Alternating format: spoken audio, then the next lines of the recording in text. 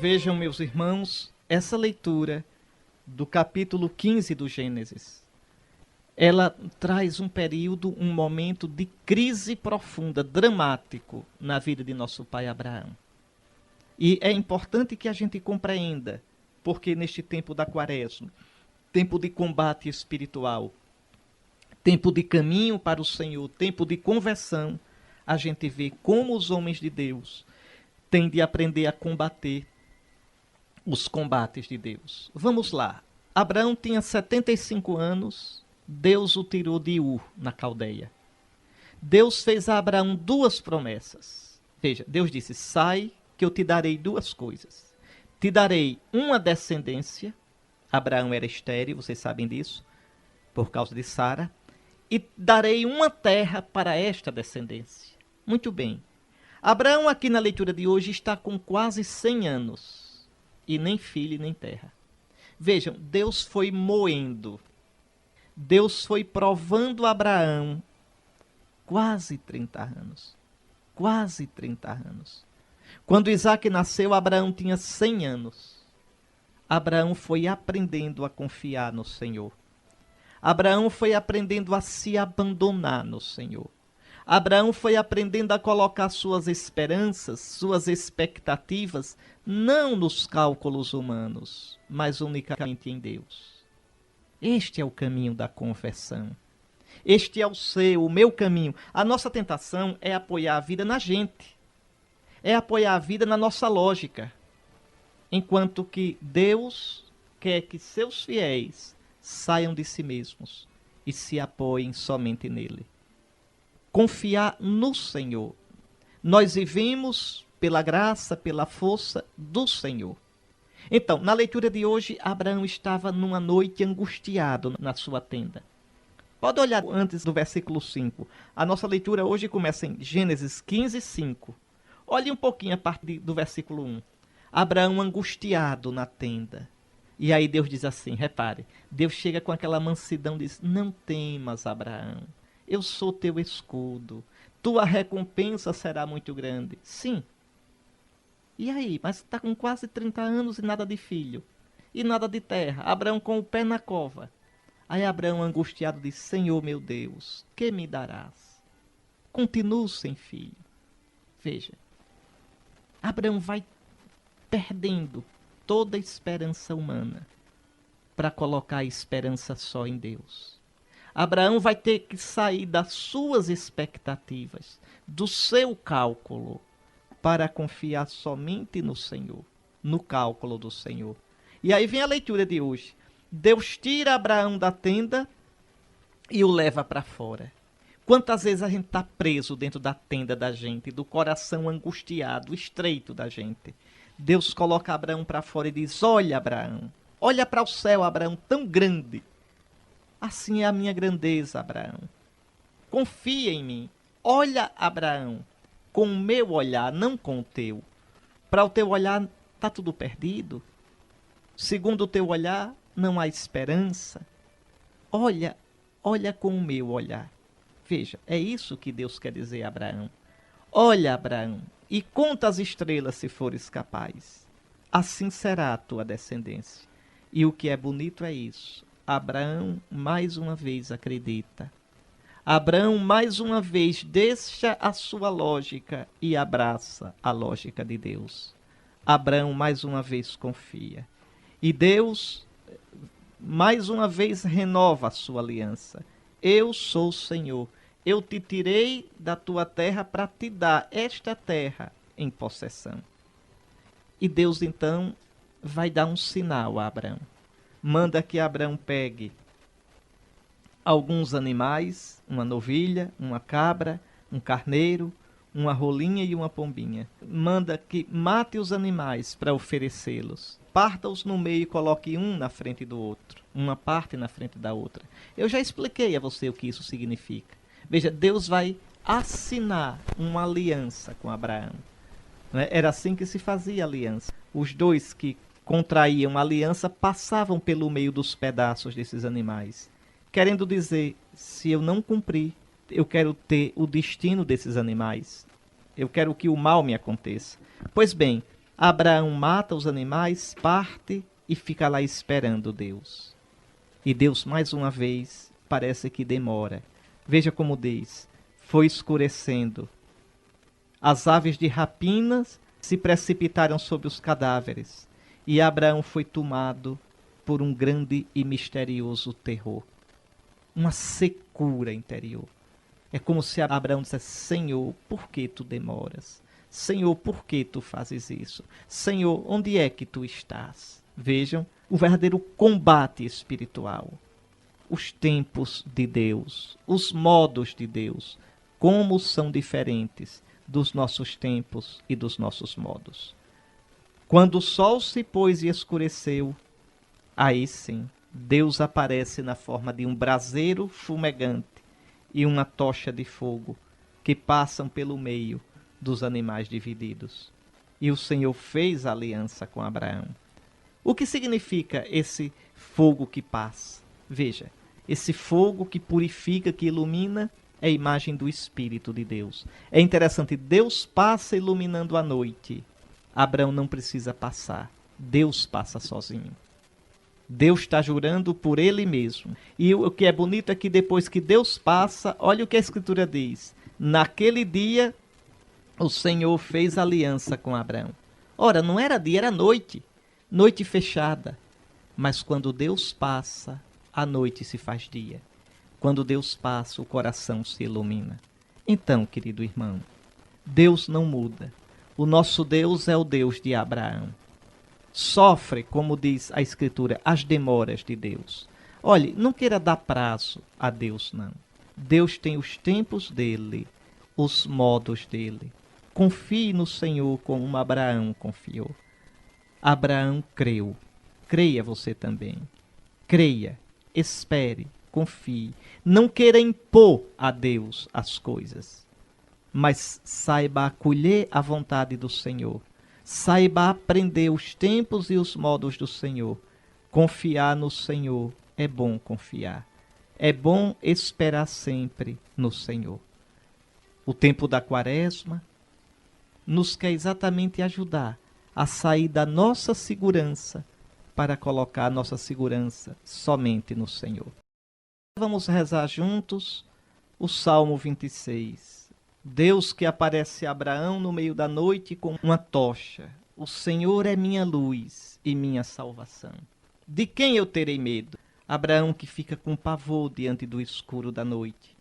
Senhor, meu coração fala convosco confiante. É vossa face que eu procuro. E então, vejam, conselhos muito sérios, palavras muito sérias de São Paulo para a gente viver bem nossa Quaresma. Primeiro, o apóstolo, com toda humildade, se coloca como modelo para o cristão.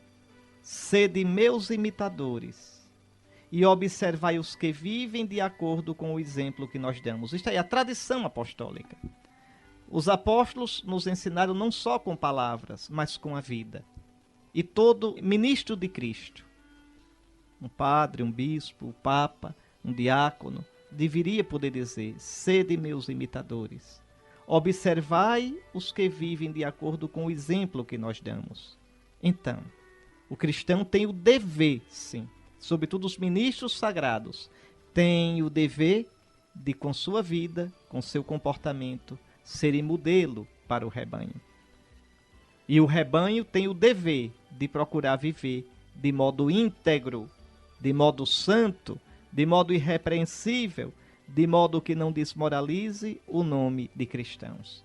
E aí São Paulo vai dizer, e como ele repetiria se visse hoje: já vos disse muitas vezes e repito chorando, há muitos por aí que se comportam como inimigos da cruz de Cristo.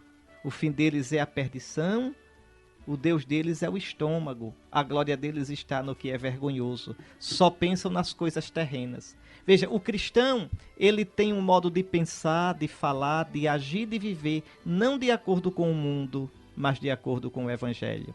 É interessante agora, na expectativa de um novo Papa, o besteirol na televisão, que o novo Papa vai fazer isso, vai fazer aquilo, vai mudar as coisas da igreja. Não pode, meus irmãos, a igreja não é do Papa. Veja, nós teremos um novo Papa, não um novo presidente que muda o que o outro fez. Não, O Papa é o primeiro guardião da fé, é o primeiro guardião da verdadeira doutrina, é o primeiro guardião da moral da Igreja. Então, se alguém estiver imaginando que um novo Papa mudará algo da doutrina, da moral da Igreja, pode tirar o cavalo da chuva, porque não vai ver isso nunca. Um Papa que mudasse a doutrina da Igreja seria herege, não seria mais Papa. Então veja, o critério da vida do cristão, o critério da vida da Igreja é Cristo, é a cruz de Cristo. E São Paulo reclama, há muitos por aí, cristãos, que se comportam como inimigos da cruz de Cristo. Oh, meu querido irmão, minha querida irmã, que você e eu não estejamos entre esses, daqueles que se comportam segundo o mundo, não segundo Cristo. E aí São Paulo diz, olha, nós, porém, somos cidadãos do céu. Nós, porém, vivemos aguardando o Senhor Jesus Cristo. Nós sabemos que nossa herança é a ressurreição, quando o Senhor transformará o nosso corpo humilhado e o tornará semelhante ao seu. Ou seja, o cristão vive na terra, o cristão vive no mundo, mas seu critério não é o mundo. É Cristo que nos abre a vida eterna. Está aí. Por isso São Paulo diz, irmãos, continuai firme no Senhor. Irmãos, segui adiante. O mundo pensa do jeito que quer, mas o mundo coloca a esperança em si próprio. Para o mundo o que é o certo, o que ele decide que é certo. Para o mundo o que é a verdade, o que ele decide que é a verdade. Para o cristão o que é o correto, o que é a verdade. Aquilo que o Senhor no Evangelho, aquilo que o Senhor, como nós aprendemos da tradição apostólica, diz que é o certo, o justo, o bom e o verdadeiro. Mas, meus irmãos, para que nosso coração tenha o sentir do coração de Cristo, para que a nossa vida seja segundo Cristo, é uma luta. É preciso um processo contínuo de conversão. Eu, Dom Henrique, bispo, preciso me converter. Todos nós precisamos nos converter o tempo todo. Ou seja, todos nós precisamos voltar para Cristo. Continuamente tomar os modos de Cristo, os sentimentos de Cristo, o coração de Cristo. Ou a gente combate este combate, ou a gente cai na inimizade da cruz. A gente cai no modo de pensar do mundo, no modo de sentir do mundo, no modo de viver do mundo. Pense nisso, querido irmão. Pense nisso, querida irmã. Não sejamos inimigos da cruz de Cristo, mas como diz São Paulo, que eu não queira gloriar-me, a não ser na cruz de nosso Senhor Jesus Cristo. E não quis saber de outra coisa estando entre vós, a não ser de Jesus e Jesus crucificado. Meus irmãos, primeiro uma pergunta. Por que é que num tempo de penitência, como a Quaresma, a igreja coloca um evangelho como esse para a gente escutar? Um evangelho de glória. Esse evangelho não ficaria melhor no tempo da Páscoa? Mas por que a igreja coloca agora? A igreja coloca agora para mostrar onde é que a Quaresma vai nos levar. Ao Cristo glorioso. A igreja coloca agora para lembrar que se nós somos fiéis na penitência, nós participaremos da glória de Cristo. Como Moisés e Elias. Lembre que Moisés jejuou 40 dias no Monte Sinai, antes de receber as tábuas da lei. E lembre que Elias caminhou 40 dias no deserto, rumo ao Monte Horebe. Horebe é o mesmo Monte Sinai, viu? É o mesmo monte. No norte era chamado de Horebe, no sul era chamado de Sinai. Então vejam, os dois caminharam 40 dias para encontrar o Senhor. E agora encontram o Senhor. A glória de Deus verdadeiramente está em Jesus. Moisés e Elias são iluminados pela glória de Cristo. Além do mais, Moisés simboliza a lei. Elias simboliza os profetas. Vejam, a lei e os profetas, quer dizer, o Antigo Testamento todo, dão testemunho de Jesus. A lei e Moisés aparecem ao lado de Jesus. A lei e os profetas estão falando do quê? Da morte de Cristo que iria se consumar em Jerusalém. Depois você olha o Evangelho de Lucas, no capítulo 24. No caminho de Emaús, Jesus explica àqueles dois, a Cleófas e ao amigo dele, tudo que sobre ele estava escrito na lei e nos profetas, em Moisés e em Elias. Veja, e o que estava escrito? Não é necessário que o Filho do Homem sofresse e assim entrasse na glória? Então é disso que Moisés e Elias, que a lei e os profetas dão testemunho, que o nosso Jesus, o nosso Salvador, teria de humilhar-se, teria de morrer, depois de um longo sofrimento, e ressuscitar por nós. Mas aqui, esse evangelho hoje quer mostrar que sem caminhar no caminho do deserto da quaresma, sem fazer como Moisés fez, passar 40 dias de penitência lá no topo do Sinai, a gente não pode ver a glória de Cristo. São João da Cruz dizia, quem não ama a cruz de Cristo, não verá a glória de Cristo. A gente quer um cristianismo fácil. Lembre do que São Paulo disse na segunda leitura.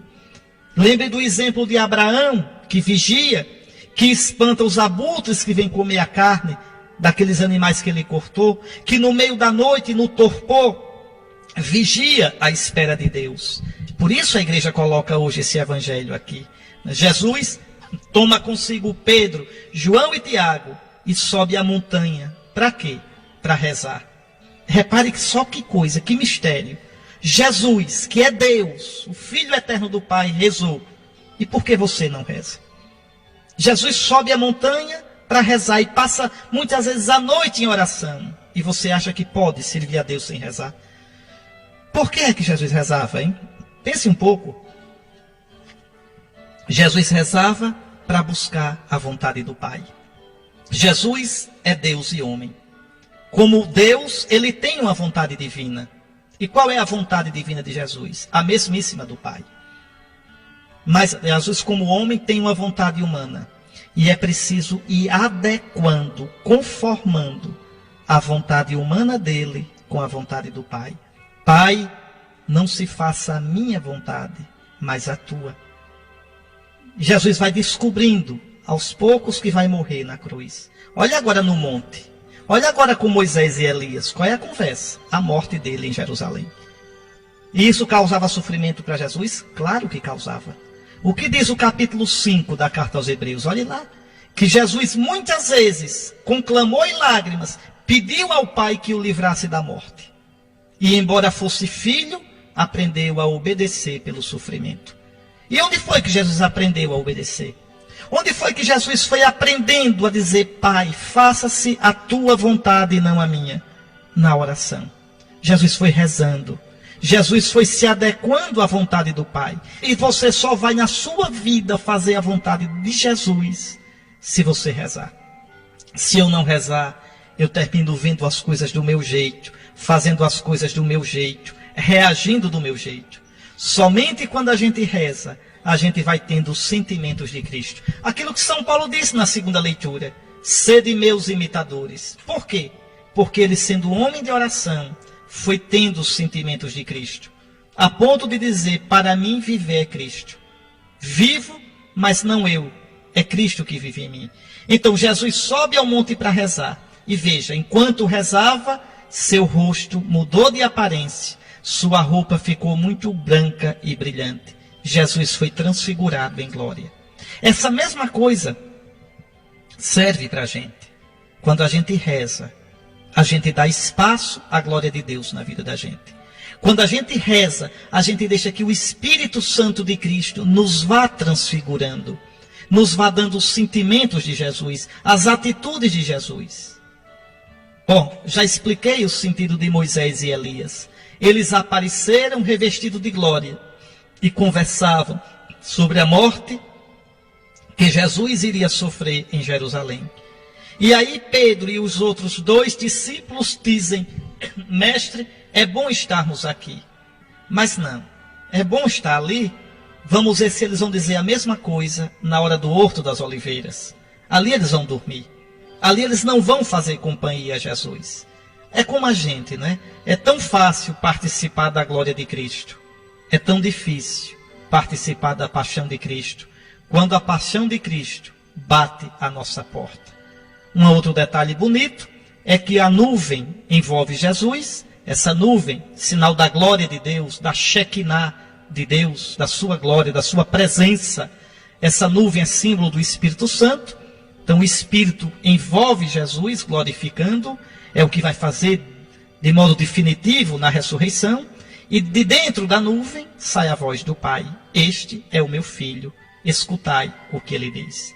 Então é o convite que o Senhor nos faz no início dessa quaresma: escutar a voz do Filho, entrar nesse caminho de oração, de penitência com o Filho, ter a coragem, como Moisés e Elias, e como Jesus, de passar pelo deserto, para depois experimentar a glória de Deus. Moisés passou 40 dias de penitência, de jejum, e viu a glória de Deus no Sinai. E agora encontra a glória plena de Deus no Monte Tabor, no rosto de Jesus. Elias caminhou 40 dias pelo deserto e viu a glória de Deus no Horebe. E agora vê essa glória de Deus no rosto de Cristo. Jesus passou 40 dias no deserto, sendo tentado e combatendo Satanás, e agora resplandece na glória do Pai. Pois bem, nós somos convidados a levar a sério a quaresma, na penitência, na oração, na esmola, na leitura da palavra de Deus, no combate aos nossos vícios, para que assim a gente possa na Páscoa ver com o coração, ver com o afeto, ver com a inteligência espiritual, com o conhecimento interior, a glória de Deus que resplandece no nosso bendito Salvador Jesus Cristo, morto e ressuscitado. Sem uma prática séria da quaresma, não tem vivência séria da Páscoa, de jeito nenhum. Somente quando a gente entra no deserto com Cristo e participa do combate de Cristo, a gente pode também participar da alegria do Cristo Jesus. Que fiquem essas lições que a palavra de Deus nos deu. Que nós guardemos de verdade aquilo que o Senhor nos falou pela sua palavra. E olhe, aproveite bem o tempo da quaresma. Tem um hino da liturgia que é muito bonito sobre esse tempo, que diz assim, veja só que coisa: a lei e os profetas dantes cumpriram igual preceito. Qual preceito? O preceito de jejuar, de fazer penitência 40 dias. Porque o hino diz assim, olha: seguindo o preceito místico, guardemos a abstinência. Comer menos na quaresma, tirar uma merenda, tirar uma sobremesa, tirar um suco, tirar algo da comida. Guardemos a abstinência durante os 40 dias votados à penitência. Aí a estrofe: a lei e os profetas dantes cumpriram igual preceito. Moisés jejuou 40 dias e 40 noites para receber a lei. Elias, lembre, lá no caminhando 40 dias e 40 noites até o Horebe. Mas olha, então, a lei e os profetas dantes cumpriram igual preceito, mas Cristo no seu deserto viveu o jejum perfeito. Cristo é o nosso modelo. No Evangelho eu expliquei para vocês, vejam, Moisés, a lei, Elias, os profetas, no Tabor com Jesus. Tanto Elias quanto Moisés tiveram uma quaresma. Olha as dicas que o hino dá. Escute: usemos de modo sóbrio da fala, bebida e pão, do sono e do riso, e atentos, peçamos a Deus perdão. Então é tempo de usar de modo mais sóbrio a fala, o riso, o sono, a bebida, a comida. Então é um tempo de nos resguardar, é um tempo de guardar o coração para o Senhor. Fujamos do mal oculto que os laços do amor desfaz. À voz do tirano astuto não demos lugar jamais. Está aí. O Senhor esteja convosco. Abençoe-vos o Deus Todo-Poderoso, Pai, Filho e Espírito Santo. Bom domingo, boa semana na graça de Deus e até domingo que vem, se Deus quiser.